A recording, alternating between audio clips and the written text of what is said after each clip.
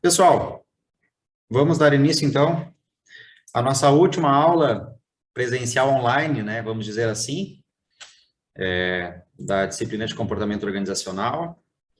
Estamos chegando então ao fim dessa disciplina, né?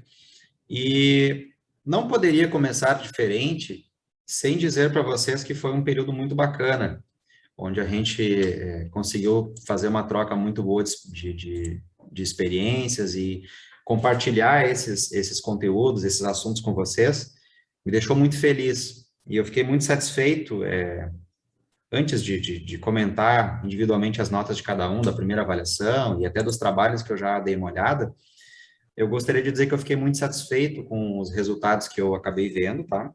Não consegui corrigir todos os trabalhos ainda, de todos vocês ainda, mas aqueles trabalhos que eu já consegui dar uma olhada, eu notei que vocês tiveram um entendimento bacana daquilo que foi proposto. E isso é muito importante, porque isso nos dá um feedback legal da disciplina e nos mostra que nós caminhamos no caminho certo, no trilho certo, né? E é isso que a gente espera enquanto instituição, é isso que a gente espera enquanto escola, que a gente possa dar esse norte para vocês, esse empurrãozinho, para dar o correto direcionamento e ajudar vocês a encontrar a resposta de algumas dúvidas e o direcionamento profissional que vocês buscam, né, nos cursos que vocês escolheram. Pessoal, conforme nós falamos anteriormente, então, hoje está sendo a nossa última aula, onde nós teremos esse contato, né, ainda não presencial, mas esse contato mais direto.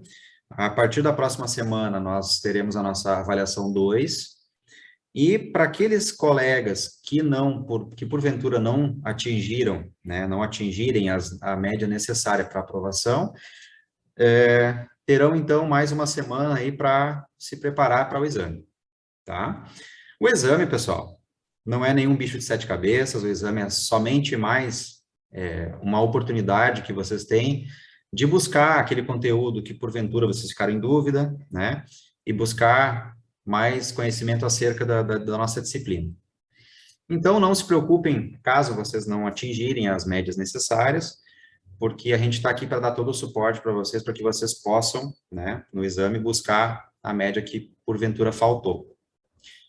Para o nosso encontro de hoje, como conclusão dessa disciplina, nós abordaremos duas questões que farão o fechamento de tudo aquilo que nós conversamos nessas últimas semanas, nessas últimas aulas, né?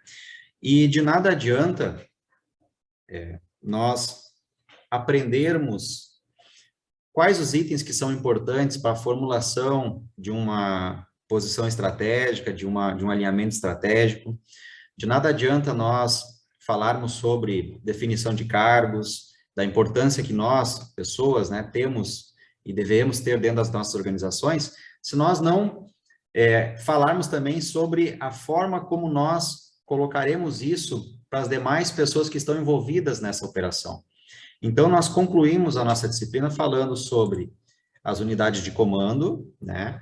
Como deveria ser, após feita toda a triagem e elaboração dessas estratégias, quem são aqueles profissionais responsáveis que devem dar o direcionamento, de fato, colocar em prática essas instruções, essa forma como vocês pensaram a organização de vocês, né, a empresa de vocês, e também falaremos sobre liderança e por que a liderança é tão importante na nossa vida, nas empresas, e qual é o perfil que os líderes, que os gestores devem ter, né?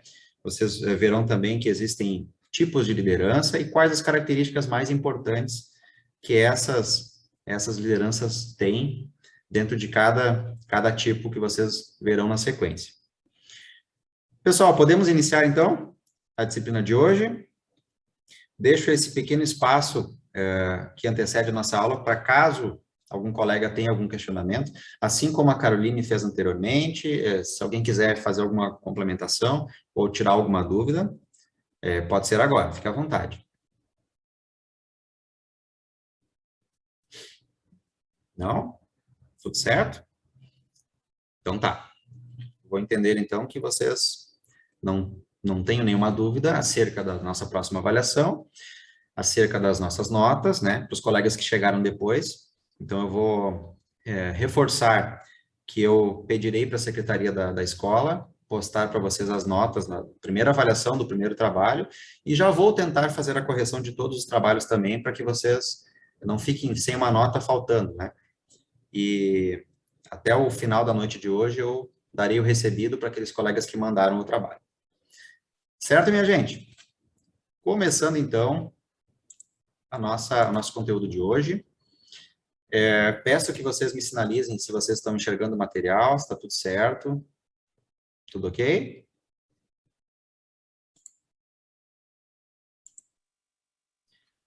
Liderança, pessoal. Bom, liderança é necessária, né, em todas as etapas da construção desse planejamento estratégico. De nada adianta nós termos uma empresa com um bom alinhamento estratégico dentro daquilo que foi pensado se nós não tivermos líderes, gestores capazes de executar tudo isso que foi proposto, né? Então, dentro da organização de uma sociedade, dentro de uma organização, de uma comunidade, de uma estrutura empresarial, nós precisamos ter pessoas capazes de refletir essa formulação estratégica e colocar em prática, de fato, para todas as pessoas que compõem essa organização, o que a organização necessita fazer para atingir essas metas que foram propostas. Então, onde há uma boa liderança, onde existam bons gestores com uma boa comunicação, terá, consequentemente, pessoas engajadas naquilo que está sendo planejado e bem provável que os objetivos estratégicos da empresa serão atingidos. Da mesma forma, onde não existam gestores e bons comunicadores nas organizações, nós teremos mais dificuldades para refletir essas estratégias que foram pensadas e dificilmente a empresa vai trabalhar em sintonia, né? Os setores da empresa trabalharão em sintonia. Então, nós podemos concluir que a liderança ela é muito importante no âmbito empresarial. Nós precisamos cada vez mais de pessoas com autonomia, né? De tomar decisões, de bons líderes que saibam entender a formulação estratégica, aquilo que a empresa necessita como negócio e repassar para as mais variadas funções que fazem parte internamente do negócio. Líderes, pessoal, são pessoas que entenderam de fato aquilo que está sendo proposto e com isso elas têm elas possuem a autonomia, né? O que nós podemos refletir como, nós podemos classificar como uma virtude muito, muito importante em qualquer pessoa, como tirar as ideias do papel e tentar colocar isso em execução, né? Não é fácil construir bons líderes. Não é fácil encontrar pessoas com essas virtudes. No mercado de trabalho, estão cada vez mais escassos esses tipos de profissional, né? E uma vez que nós encontremos boas pessoas, bons profissionais que têm essa virtude, essa capacidade, né? Nós precisamos entender que esse tipo de profissional, ele vem a se destacar no âmbito empresarial, porque nós precisamos ter gestores e bons líderes que desenvolvam essas estratégias propostas e que coloquem em execução, né? O comportamento, pessoal, de um líder, ele basicamente se define como funções de planejamento, dar suporte para aquelas informações que são traçadas no âmbito estratégico, são responsáveis por fazer avaliações, por arbitrar, por controlar, por estimular, principalmente estimular todo um grupo de trabalho. Aqui nós temos uma gravura, né, que representa muito bem o que é o líder dentro da organização. O líder é aquele que puxa para frente. O líder é aquele que tem essa característica de entender, de traçar metas, de traçar objetivos e de estimular os demais agentes, as demais pessoas envolvidas a buscar esses resultados que são propostos. Bom, assim como um bom líder é facilmente reconhecido, né? Um líder nato, ele é reconhecido não só dentro de uma organização, mas na vida, nós temos que ter cuidado, porque existem os líderes, muitas vezes, que são inaptos para fazer determinadas funções. Existe uma frase na administração que a gente costuma utilizar, que um profissional não capacitado, né, ele tende a estragar todo um processo de construção, a estragar, entre aspas, né, a não dar sequência em toda uma elaboração que pode muitas vezes ser uma boa elaboração de metas, de estratégias, e uma pessoa que não tem as características de liderança, muitas vezes ela pode não ter a capacidade de coordenar esse grupo de pessoas, de dar esse direcionamento e de conduzir um grupo de trabalho até os seus objetivos estratégicos. Então, um líder de verdade, ele inspira confiança, ele é perceptivo, ele tem poder de decisão, ele é decisivo e ele dá as melhores condições para que o grupo atinja aqueles resultados.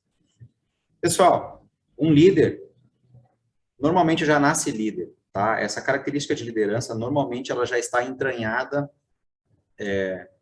naqueles profissionais que possuem essa característica. Mas um espírito de liderança, um âmbito de liderança, ele pode ser treinado.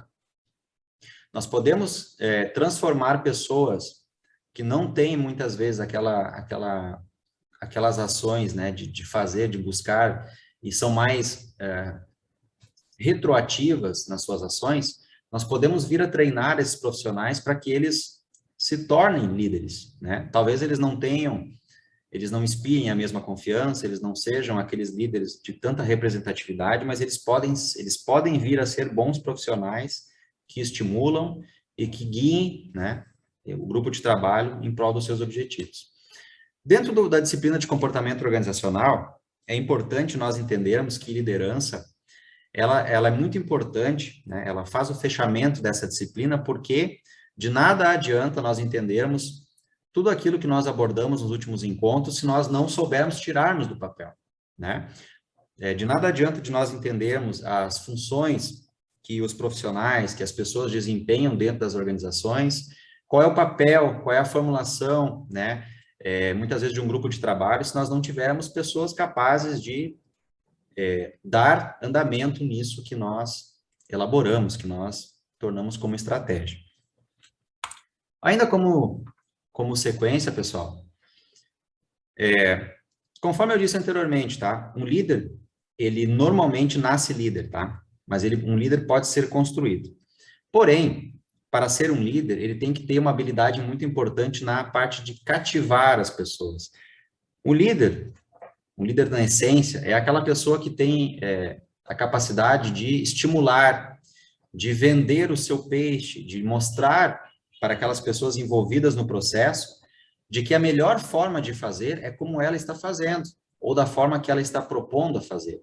Isso significa passar confiança. A pessoa, para passar confiança, ela tem que ser uma pessoa que detém conhecimento daquilo que está fazendo. Logo, nós voltamos uma casa antes de falarmos especificamente sobre liderança, e nós falamos também da importância de nós exercermos a parte da aquisição de conhecimento. Isso que vocês fazem como profissionais, de buscar conhecimento, de se inteirar, de fazer um curso técnico, de buscar a interação com demais pessoas, é o primeiro passo para influenciá-las. Logo, é o passo mais importante para vocês se tornarem bons líderes.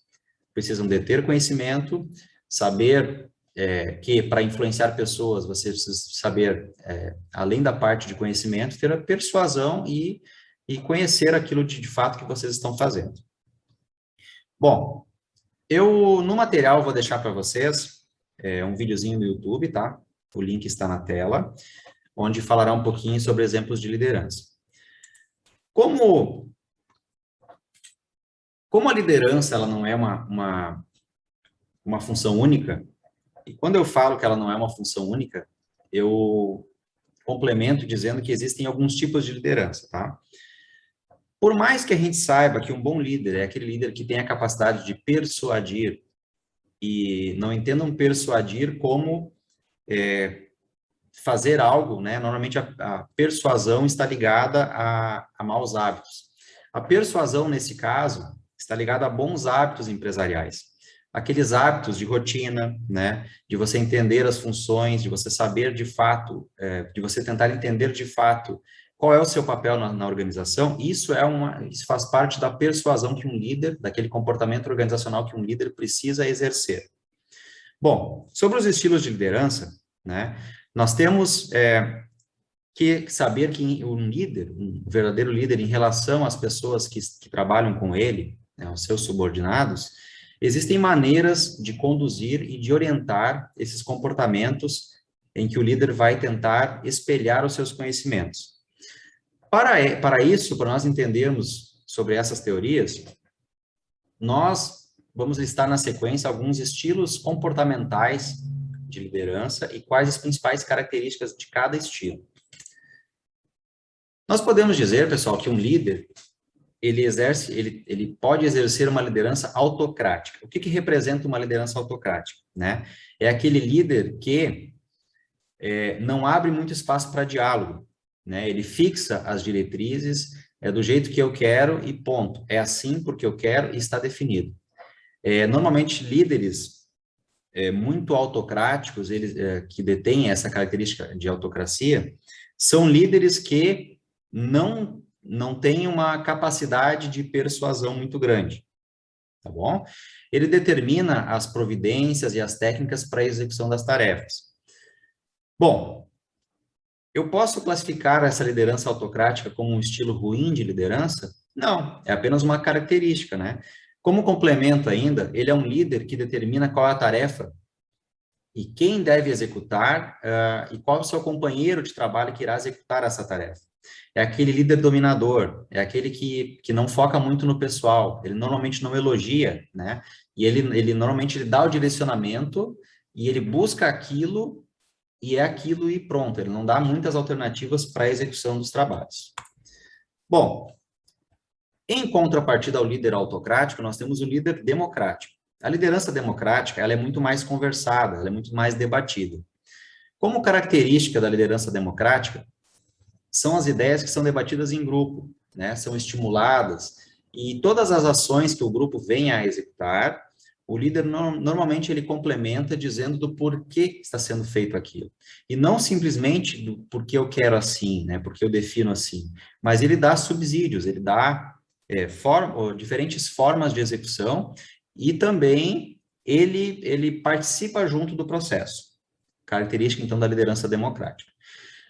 Ainda como característica desse tipo de liderança, o próprio grupo, ele esboça, né, ele estimula, ele dá alternativas e novas técnicas para atingir o alvo, o objetivo, né? Ele aconselha quando necessário e ele sugere mais alternativas, conforme eu falei anteriormente.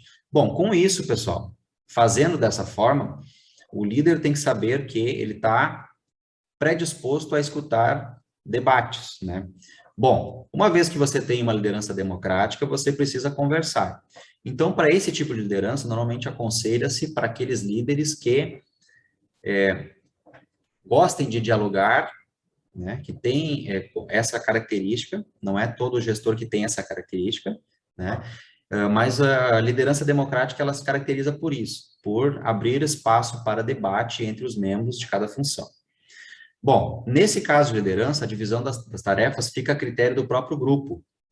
E uma liderança democrática, ele faz uma predisposição e uma seleção das tarefas baseada na competência dos membros que fazem parte deste grupo. São características diferentes da autocrática, pessoal, porque aqui as ideias são mais debatidas, né?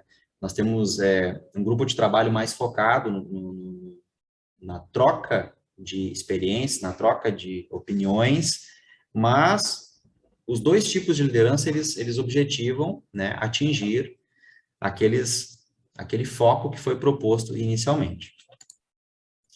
Um outro estilo de liderança, pessoal, liderança liberal, né? É aquele líder que ele não tem nenhuma capacidade de dialogar, né? E não faz parte da execução das tarefas, e também não se caracteriza por ser aquele líder que diz como tem que ser feito e ponto, né? Normalmente é aquele líder que não aceita outras ideias, outras formas de executar. A liderança liberal, ele acompanha de longe o que está sendo executado. Ele determina as diretrizes, né? E ele dá total liberdade para o grupo de trabalho executar aquilo que foi proposto, só que sem o engajamento do próprio líder. Portanto, a participação desse estilo de liderança, do líder nesses debates, né? Eles não são muito normais. Então, esse estilo de liderança não abre muito espaço para diálogo e também ele não faz tentativas de avaliação ou de regular aquilo que está sendo proposto. Não é aquele líder que está em cima, avaliando a execução das tarefas e muito menos os resultados que estão sendo obtidos. Pois bem, uma vez que nós trabalhemos e nós entendemos um pouco mais sobre esses três estilos de liderança, aqui nós não costumamos julgar qual que é o melhor estilo de liderança, eu deixo isso a cargo de vocês, né? E certamente no meio empresarial, onde vocês estão inseridos, vocês devem presenciar muito bem esses três estilos de liderança.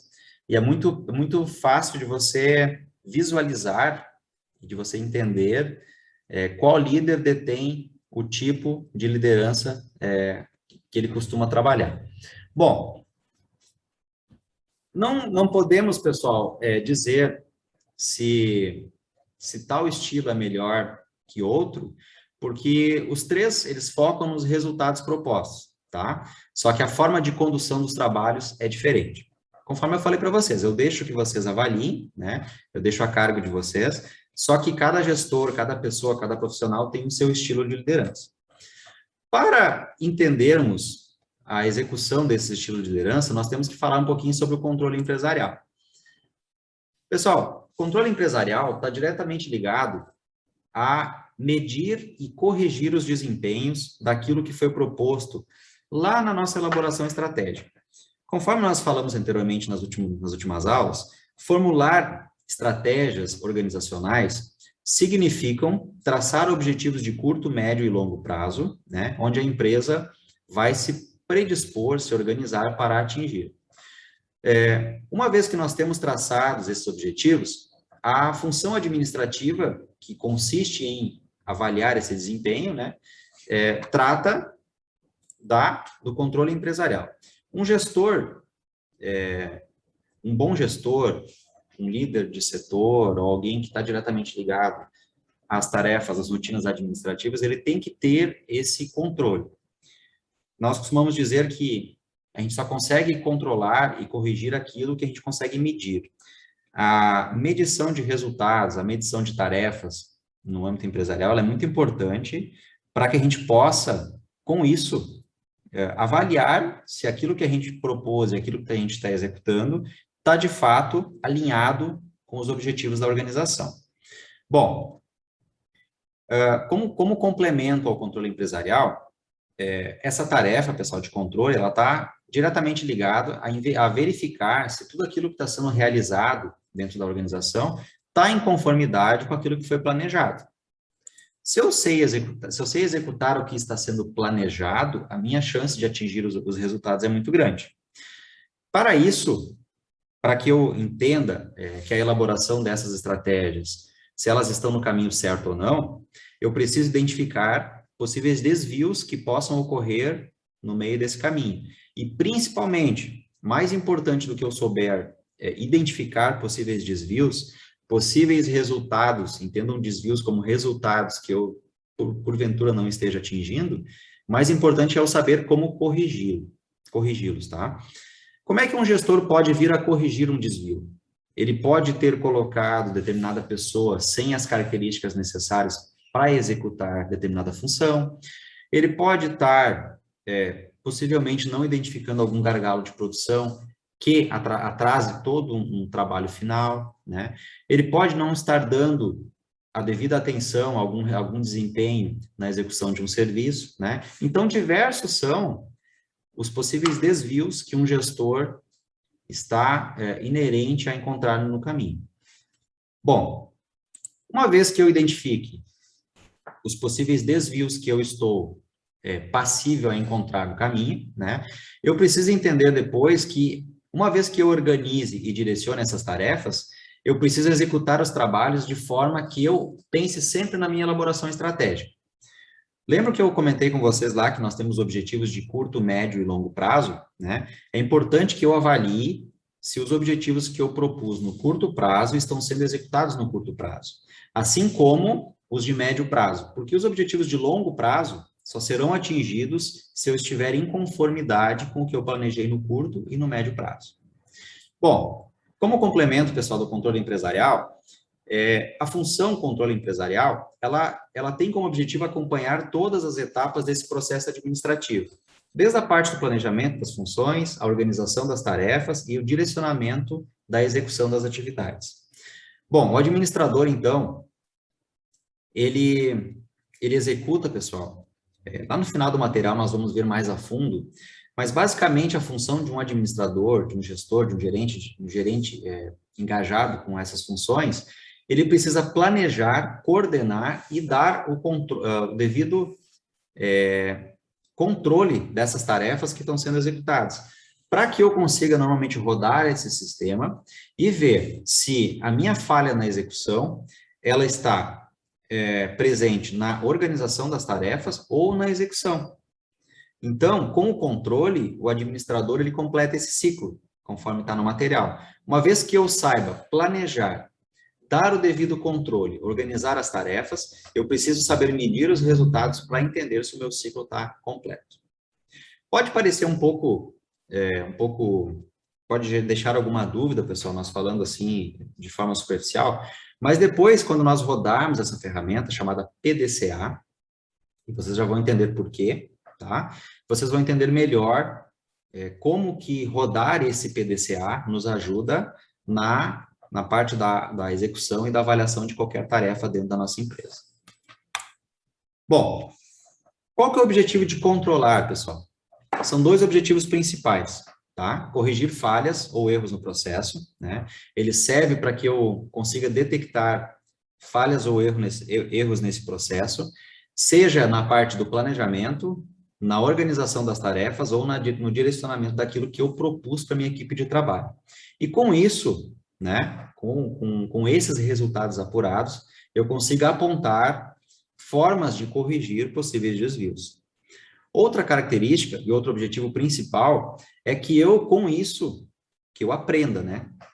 Uma vez que eu identifique as falhas nesse processo, eu preciso, normalmente, pensar numa nova forma de executar que, além de corrigir as minhas falhas anteriores, me precavém de executar novas falhas, ou pelo menos que eu não execute as mesmas falhas novamente. Então, ele tem o objetivo de melhorar gradativamente esse processo administrativo. Bom, falamos dos objetivos de ter um correto controle, e a importância dele é que à medida que eu cumpra, né, que eu assegure que aquilo que foi planejado, organizado, que está de forma correta sendo executado, né, isso me dá a segurança de que o meu planejamento e que a minha organização das tarefas está de acordo com o meu planejamento. Então, um correto controle, pessoal, ele assegura que aquilo que foi planejado esteja, de fato, sendo bem executado. Se não está sendo bem executado, eu preciso voltar a uma casa e normalmente pensar no meu planejamento. Certo? Estou de olho no nosso tempo de aula, e o tempo voa quando a gente está falando um assunto legal, né? E sou suspeito em falar, mas eu gosto muito da parte da liderança e direcionamento das unidades de comando, porque é um assunto, além de muito amplo, ele é complexo, pessoal, ele nos dá, a gente consegue visualizar isso dentro da nossa empresa, né? Dentro dos nossos negócios. E qual empresa, qual organização que não precise, né? Que não precisa de direcionamento e controle nas suas tarefas? Todos nós precisamos, e principalmente entender quais as formas de execução e qual o resultado que isso me dá lá no final, certo? Para que a gente não se perca no meio do caminho aqui, para a gente possa concluir o nosso material logo em seguida, eu estou vendo que o nosso tempo já está estourando, tá? Eu vou encerrar a primeira parte da aula por aqui, no slide 14, e nós já voltamos para falar sobre os princípios de controle, certo? Seguidinho, eu já passo o link para vocês. Até logo.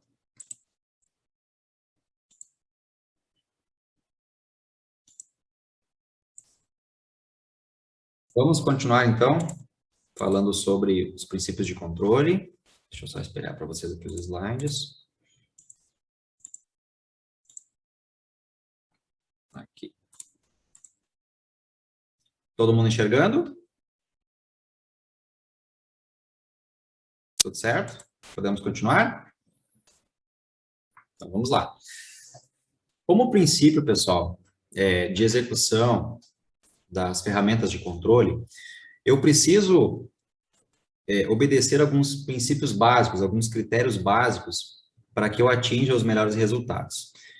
Como princípio do objetivo, ele tem que contribuir para que eu esteja sempre voltado aos objetivos propostos lá na minha elaboração estratégica. Então, ele deve contribuir para a execução. Dá uma pequena falha, retornando. Ele deve contribuir, pessoal, para que eu consiga, além de corrigir falhas, eu consiga ver se o meu planejamento estratégico ele está de acordo com aquilo que foi proposto.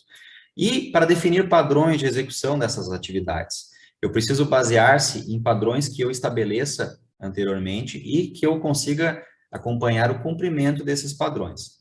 Esses padrões são definidos lá no nosso planejamento. Então, antes de executar qualquer atividade, eu preciso saber de que forma eu vou executar, ou seja, qual é a melhor forma de execução, sempre pensando no meu ciclo PDCA, certo? Para que os meus desempenhos futuros estejam de acordo com as metas que eu estabeleci.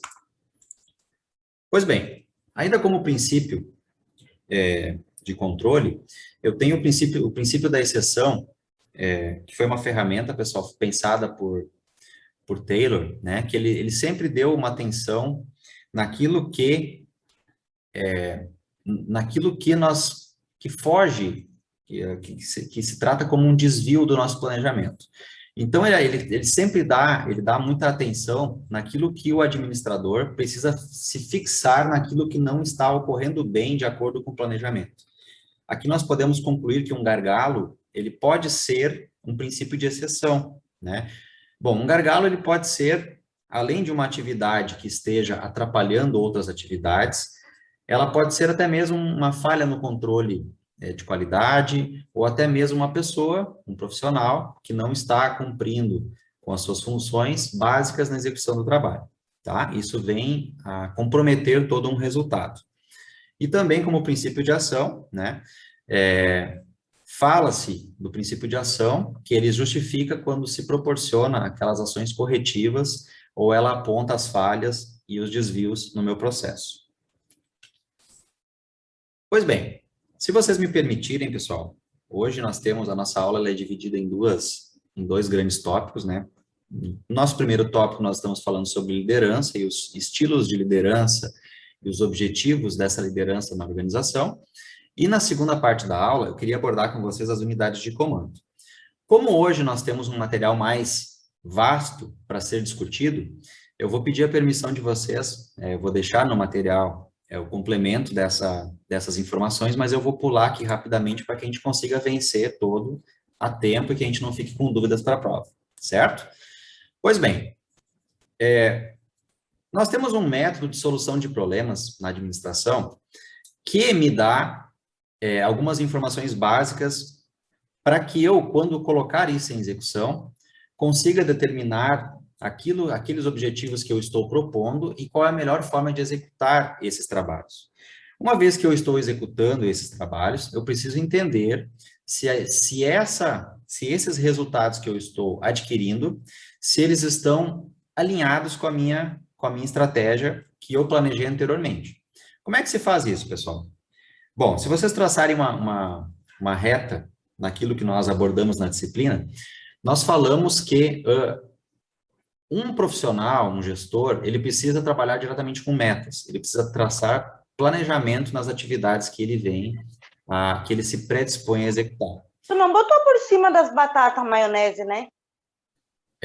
Como execução, pessoal, dessas tarefas, nós começamos então estabelecendo as nossas metas. determinando quais são os melhores métodos e as melhores formas de execução dessas tarefas. Uma vez entendido quais são as minhas metas e quais as formas de execução, eu vou alinhar a minha equipe com essas metas estabelecidas. E, por fim, né, executar esse trabalho. Pois bem, feita a primeira parte do plano, onde eu pensei as atividades e eu as executei, eu preciso verificar se essas atividades que eu estou realizando internamente na minha organização está causando os resultados, os efeitos que eu estou esperando. Para, com isso, eu verificar, eu apontar efeitos corretivos. Ok? Com isso, eu completo o meu ciclo de planejamento, execução e avaliação dos objetivos propostos.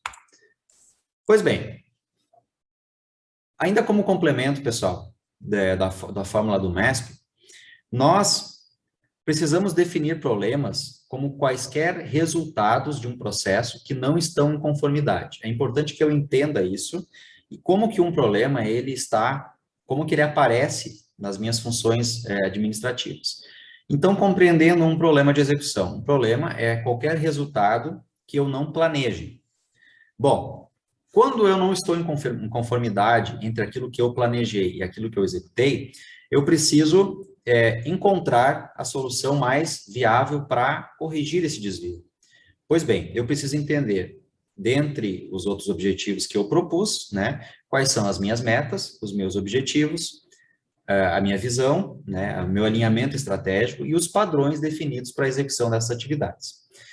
Para solucionar um problema, eu preciso apurar as causas, né, investigar as causas e levar em consideração aquilo que esses desvios, essas causas, cometeram em todo o processo que eu executei, para, com isso, fazer ações corretivas no meu processo.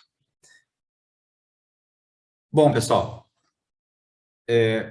de que forma eu vou corrigir esses problemas, de que forma eu vou tornar a alinhar as minhas funções com o meu cronograma, com as minhas estratégias? Ciclo PDCA, tá? Eu sugiro para vocês que vocês deem uma olhada mais a fundo nesse material e também mais a fundo sobre a ferramenta PDCA, porque a ferramenta PDCA, ela me dá todos os subsídios necessários para a execução dessas tarefas e de que forma eu vou alinhá-las, né, corrigindo possíveis desvios e tornando a executar essas tarefas alinhadas com as definições iniciais que eu criei para elas. Como é que funciona, pessoal? Antes de mais nada, eu fiz o planejamento das minhas funções administrativas. Não só das administrativas, mas das minhas funções organizacionais. Todas elas fazem parte do meu ciclo PDCA. Eu vou aplicar essa ferramenta, eu posso aplicar ela em qualquer função, eu posso aplicar numa área específica ou de uma forma mais estratégica da organização. Como é que eu começo ela? Eu localizo aqueles problemas que eu quero combater. Eu estabeleço os planos de ação, né? Com isso, eu cumpro o P do plan. Eu estabeleço aquilo que eu quero executar, né? Eu coloco no plano aquilo que eu quero executar. Segundo passo do meu plano é colocar em execução aquilo que eu planejei. Eu busco a execução, eu busco o fazer da minha função estratégica. Eu coloco esse plano em prática. Uma vez que eu estabeleça e que eu coloque em prática, eu vou checar os resultados. Eu verifico se as minhas metas propostas lá no início estão sendo executadas e acompanho, pessoal, os indicadores. Acompanhar os indicadores é primordial para que eu entenda se o meu ciclo está girando corretamente. E com isso, uma vez que eu constate que os meus resultados não estão sendo atingidos da maneira como eu esperava, eu vou fazer as ações corretivas para verificar o porquê está ocorrendo esse insucesso. E uma vez que eu constate na minha ação corretiva o porquê desse meu insucesso, eu vou padronizar e treinar o meu pessoal novamente para que esse ciclo, ao girar, né, eu faça um novo planejamento, uma nova execução e uma nova verificação de indicadores. O tempo todo eu estou girando o meu PDCA para que os meus resultados sejam satisfatórios. Vocês entenderam, pessoal? Posso dar seguimento? É importante que vocês entendam como que o ciclo PDCA ele ocorre e qual é a importância dele em qualquer objetivo empresarial. Bom, eu vou dar sequência então, tá? Uma vez que eu entenda a função e a importância do PDCA dentro da minha organização, eu preciso entender que o meu brainstorming e caracterizando, traduzindo o que significa isso, brainstorming são todas aquelas informações, pessoal, que eu gero internamente na minha organização. Não entendam essa figura aqui como fofoca, tá? As fofocas a gente sabe que ocorrem dentro das organizações, mas entendam brainstorm como informações livres de críticas e de intenções produtivas, tá? O objetivo desse processo de brainstorm é entender como que os nossos colaboradores, eles pensam aquilo que está sendo executado. E é importante entender o que eles pensam, porque com isso eu vou ou tornar as minhas tarefas mantidas, né? Uma vez que eu entenda que não, isso não está me agregando, ou eu vou entender que através desse feedback dado por quem está executando essas tarefas, isso pode me ajudar na solução de problemas, né? Uma vez que todos os membros da execução são membros importantes nesse processo. Então, o brainstorming é importante que um gestor ele entenda o que está sendo comentado e se isso está de fato agregando valor no meu resultado final, tá? Vou pedir a licença para vocês, então, deixo o material aqui de uma forma mais de caracterização, mas eu vou pulando para que a gente não atrase tanto na disciplina, tá? Como ferramenta ainda, pessoal, o 5W2H, ele trata de alguns questionamentos que eu faço acerca daquilo que eu venho desenvolver na minha organização. O que representa isso, tá? O 5W2H é uma ferramenta que me questiona, ainda são, na administração nós temos muitas siglas em inglês, né, dada a fonte que são referências de fora. Então, o 5W2H, ele me questiona, primeiramente, o que eu estou fazendo, que é o what, né? Uma vez que eu entenda o que eu estou fazendo, ele me questiona where, onde eu estou fazendo, ou onde eu quero fazer. Bom, eu quero buscar determinado resultado. Onde? É no âmbito estratégico, envolvendo todo o meu negócio, é numa determinada função, é numa determinada pessoa, no departamento. É uma ferramenta muito ampla que me dá essa base necessária para que eu corrija as minhas falhas. Uma vez que eu entenda o que e onde eu vou executá-la, ele me pergunta quando, when, quando eu quero executar essa tarefa, né? E por quem? É o mais importante, eu preciso definir quando eu irei executar, por quem eu irei executar e por quê, certo? Eu sabendo definir e sabendo responder os meus 5 Ws, eu vou para o how, que vai me perguntar como. Vocês devem lembrar, voltando um pouquinho, que nós falamos de uma ferramenta que ela faz toda uma ligação que, uma vez que eu entendo os meus objetivos empresariais, eu preciso estar atento na execução dessas atividades ao meu orçamento proposto, né? Porque de nada adianta eu querer botar para rodar uma ferramenta que eu não tenha recurso necessário para isso. Então, é muito importante que eu entenda, dentro do meu alinhamento estratégico, como eu vou executar e, principalmente, quanto vai custar para a execução, tá? Então, a ferramenta 5W2H me faz isso, ela me questiona o que eu estou fazendo, por onde eu irei começar, quem será o responsável por fazer determinada função e como eu irei fazer, tá? E, por fim, quanto vai custar esse processo. Bom, vou deixar para vocês, então, esse material, tá? Que, na verdade, ele traduz isso que eu comentei com vocês e ele dá uma amplitude maior em alguns tópicos, certo? Como complemento da nossa aula de hoje, nós também, pessoal, precisamos entender que para a execução dessas tarefas no âmbito empresarial, eu preciso entender quem são, por onde que vai partir as minhas tomadas de decisão. Quem são os responsáveis internos por tomar essas decisões? Tomada de decisão é algo muito importante nas organizações e é muito importante também que eu entenda se as pessoas que estão de fato tomando essas decisões são profissionais capazes de tomá-las. Porque um tomador de decisão sem um conhecimento necessário, ou muitas vezes sem a abrangência necessária, sem entender todo o processo, ele pode vir fazer cacaca, né? Então, tomar decisão interna é muito importante, e mais importante ainda é eu definir quem serão os responsáveis por tomar determinadas decisões.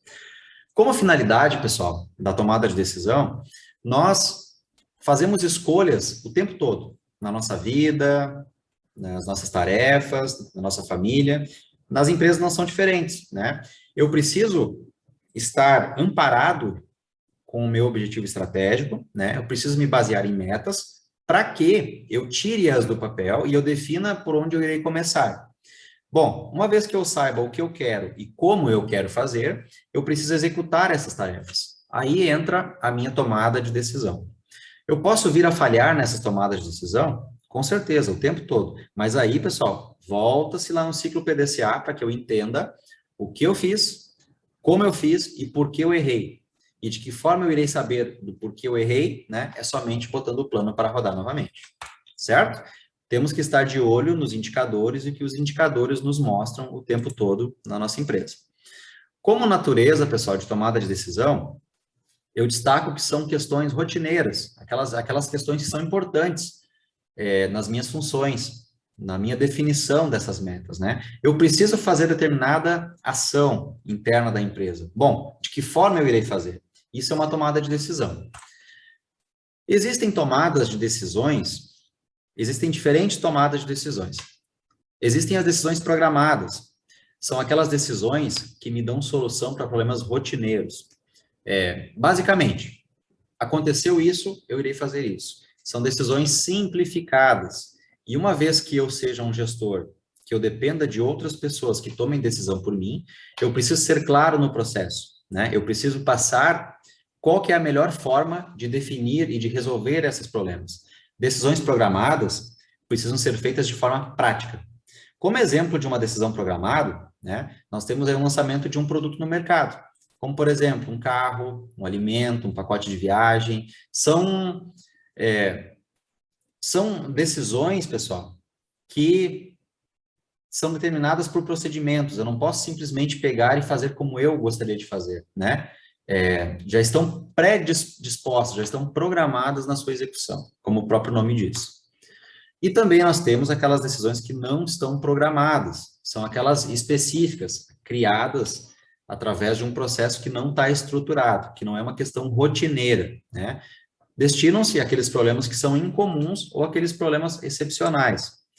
Bom, como é que um gestor ele lida com um problema que não é rotineiro, que não é um problema usual, rotineiro, enfim, que acontecem com frequência na organização, né? Eu preciso entender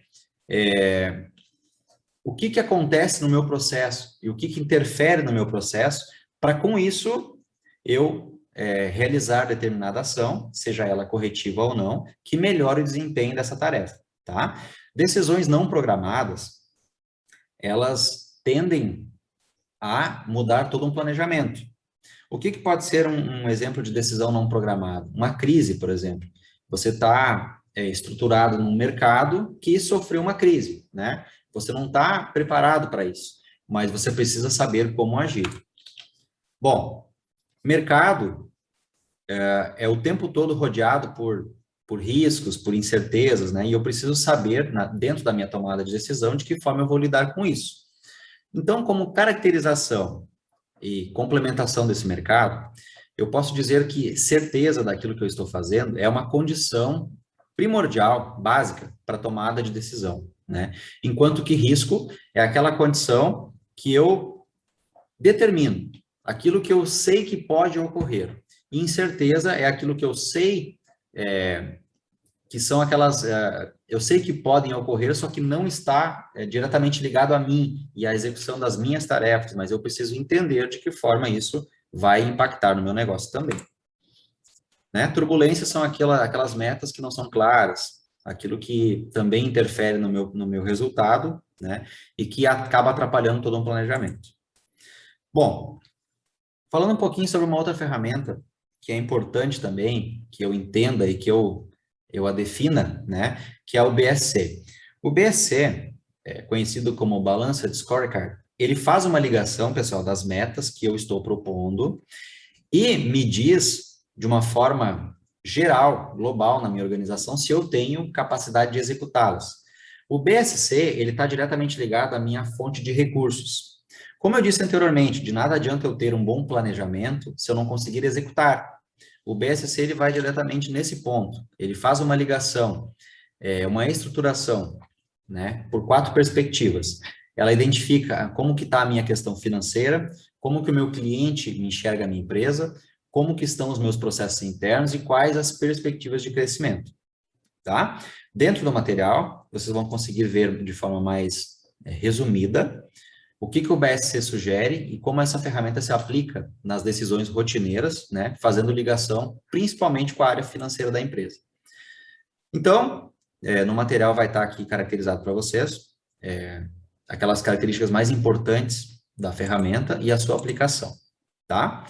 Como complemento, pessoal, uma vez que eu entenda isso, e para término de conversa, digamos assim, falando sobre empreendedorismo, né? É um termo muito, cada vez mais comum de se escutar, né?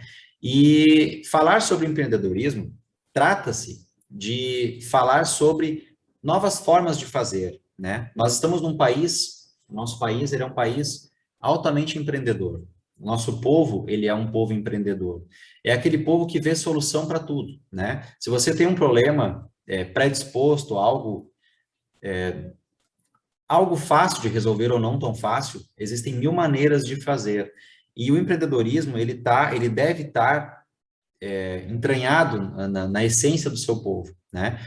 Como que eu vou resolver determinado problema se eu não tiver a capacidade de entender o que está acontecendo e achar alternativas? O empreendedorismo me mostra isso, né? E nós temos, o governo federal, ele tem ferramentas de fomento a esse tipo de atividade que ajudam a discernir cada vez mais e espalhar cada vez mais esse espírito empreendedor no nosso país, que se torna muito importante, porque é através do empreendedorismo que novas empresas surgem a cada dia, né? E melhor do que surgir, e mais importante do que surgir, elas devem ter a capacidade de se manter no mercado. Por isso, conhecimento aliado a boas estratégias, a formulação de boas estratégias, e também a saber utilizar as ferramentas corretas, está caminhando lado a lado com um país que tende a se melhor desenvolver, né? Nós temos que saber lidar com isso.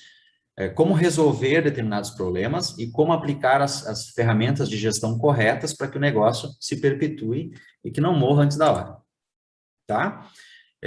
Deixo para vocês aqui, então, mais um complemento de material, que vai falar um pouquinho sobre a importância dos órgãos federais, aí, como o SEBRAE, né, que vem a ajudar no fomento a essas atividades empreendedoras. Certo, pessoal? No restante do material, então, vocês vão ver que é um complemento dessas informações que eu passei para vocês, porque acho que mais importante para hoje ainda, né, além de fazermos a nossa chamada, né, que é importante também, como fechamento dessa disciplina, eu diria que a aula de hoje ela mostra o seguinte: nós precisamos entender, pessoal, a formulação daquilo que eu quero no meu negócio, né? Como que eu vou fazer aquilo que eu me proponho no meu negócio. Só que é tão importante quanto que eu defina, que eu entenda o papel de cada pessoa envolvida nesse trabalho, nessa formulação, de que forma eu vou executar e acompanhar, de medir esses resultados. Por isso que no nosso último encontro a gente fala sobre quem de fato vai executar, né? Quais as ferramentas que me ajudam a entender esse processo e como eu vou reaplicar esses resultados de modo a corrigir falhas e desvios, né, no meu processo. Gente, todo mundo bem aí? Tudo certo? Tudo certo. Ok. Peço desculpas se eu dei uma aceleradinha no final aqui agora, mas realmente a gente tem um material bem grande para hoje, né? Que trabalhá-lo numa aula acaba sendo assim. A gente tem que correr um pouquinho para que a gente consiga vencer o tempo. Certo? Tudo bem, Marilda? Então tá jóia.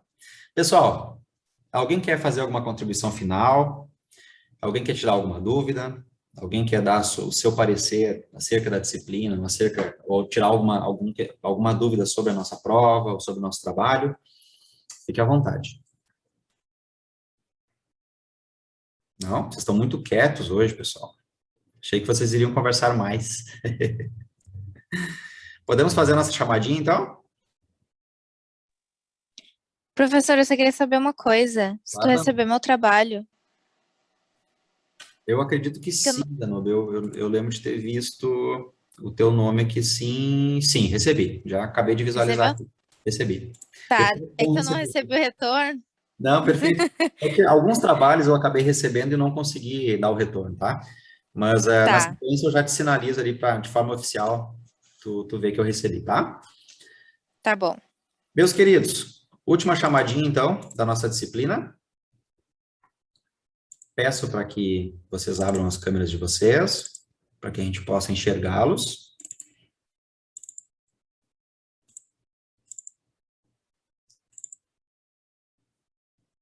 Vamos lá então. Bruna?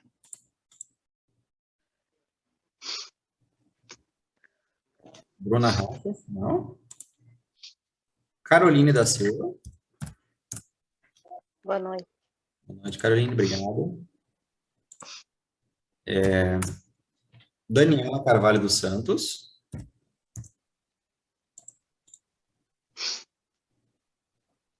Daniela tá, né? Acho que você tá sem áudio, Daniela. Mas eu tô te vendo, tá tranquilo. Matheus? Matheus não? Danúbia? Tá ali a Danúbia. Aqui. Obrigado, Danúbia. Bárbara? Bianca?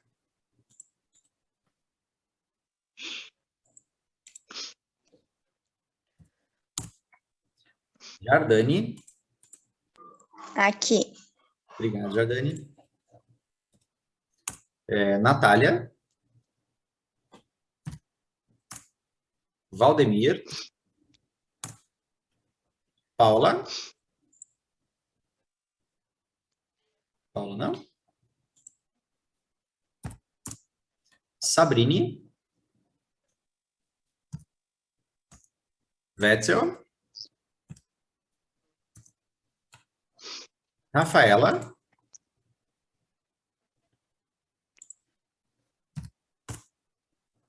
Maikele?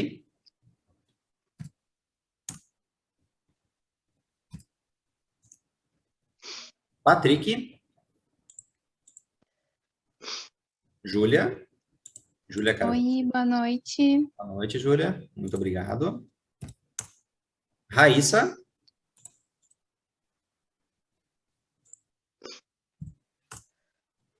Aline? Boa noite. Boa noite, Aline. Obrigado. Sheila? Nayara?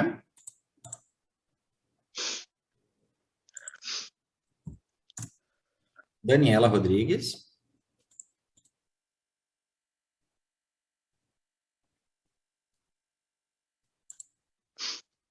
Juan? E Bruna Fontoura.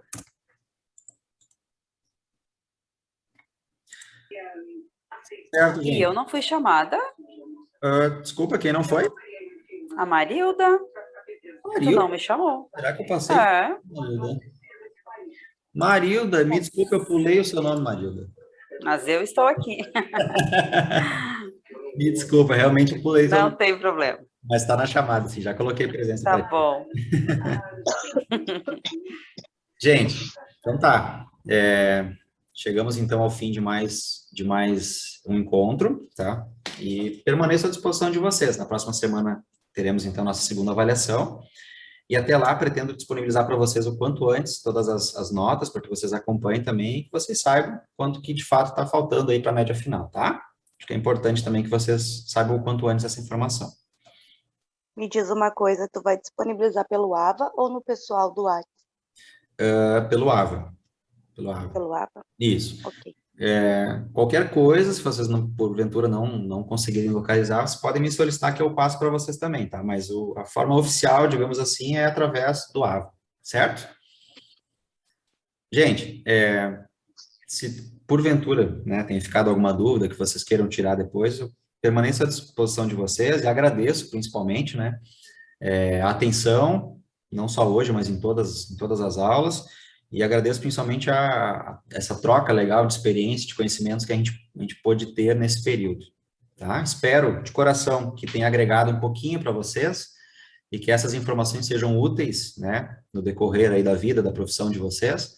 Sempre é sempre importante nós sabermos interpretar essas informações e sabermos usá-las, né, no nosso âmbito profissional. Certo? Deixo um Gostaria de abraço. fazer uma colocação. Claro. A gente, no meu caso, eu só tenho a agradecer tanto no material disponibilizado quanto no material em aula. Obrigado. Foi um assunto muito bem abordado. Acredito que, por mais que a gente não tenha dúvidas de perguntar, foi muito bem esclarecido, e o que não foi esclarecido estava bem completo no material. Somente agradecer. Que bom, Carolina. Fico feliz, de coração mesmo, tá? Obrigado, gente. Obrigado pela atenção de vocês, tá? Ótima semana, né? Vai ser uma semana aí um pouco fria, um pouco encalorada, um pouco chuvosa, né? A gente tem que se adaptar a todos os climas aí numa mesma semana, mas faz parte, né? Grande abraço em todo mundo, tá? Tchau, tchau. Tchau, tchau. Boa noite.